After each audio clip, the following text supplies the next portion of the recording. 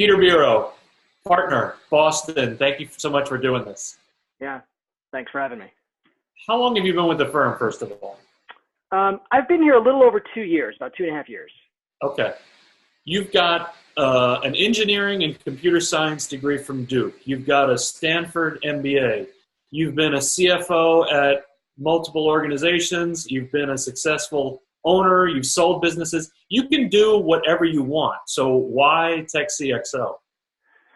Yeah, that's a great question. I think the attraction of TechCXO for me is the ability to work with a lot of really interesting businesses, great entrepreneurs, and add value in a lot of different ways, using my operating background, sometimes using finance skills, sometimes simply using the ability to think on my feet, and to do it as part of a network of like-minded people who are also trying to help their organizations grow.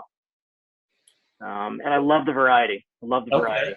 The variety. And I was in the partner meeting where you got up and told, you basically were speaking to some of the newer partners, and you talked a lot about working with the people you want to work with. So obviously that's important to you.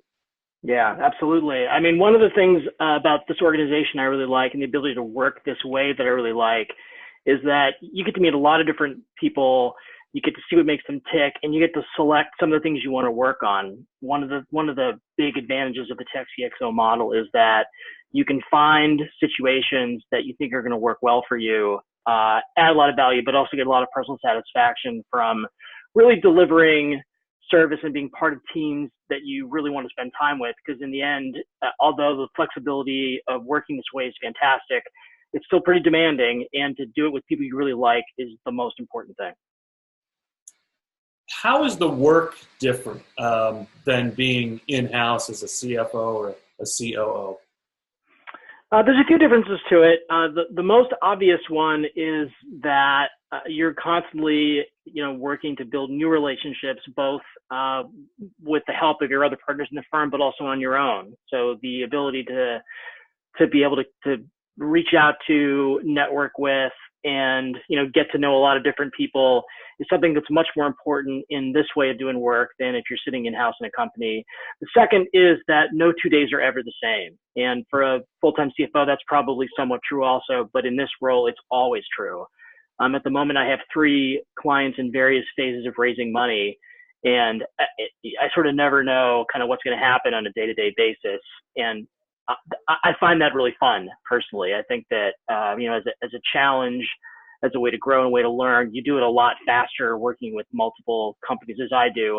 I have some partners at TechCXO who have an opposite model. They like to dive all the way in with one company for an interim or a short stint period of time, but really concentrated, and they're constantly learning as well. So I think that the ability to constantly keep learning, keep growing in this kind of a environment is a little bit different than the way it typically works in a full-time CFO role.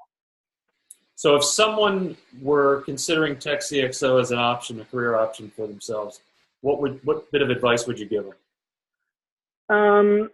I would definitely ask them kind of what's their niche, what's their specialty, what do they love? For me, it happens to be build stage companies. So it's not so much that I love a particular area in biotech or med devices or tech or hospitality. For me, I love the stage of a company where they just got their first institutional money, or they're about to, and suddenly they have to scale sales. They have to figure out how marketing metrics should work. Does the accounting work properly? Hey, my brother-in-law pays the bills. I got to make that work. And turning that into something that can really scale is really fun for me. It doesn't really matter what industry it is. It took me a while to find that that's my niche, and that's kind of my passion for the companies I work with and the kind of companies I want to be in. So what I would say to somebody who wants to be part of TechCXO and thinks that this might be a choice they want to make, it's a great place for pursuing that kind of passion. If you can find the thing you're interested in, what are you interested in?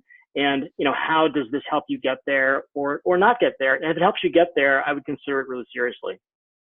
Terrific. Peter Biro, partner, TechCXO Boston. Thanks so much. Thanks for having me. Appreciate it.